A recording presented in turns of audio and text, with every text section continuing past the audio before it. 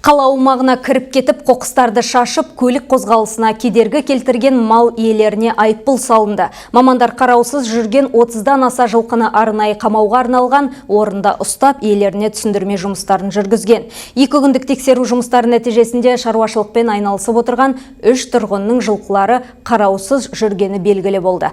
Полиция қызметкерлері бағусыз жүрген малдың иелеріне заң аясында тиісті әкімшілік хаттама жазып, әр қайсына 30 мың теңге көлемінде айыппұл салған. Халықтан көптеген наразылық шығып жатыр.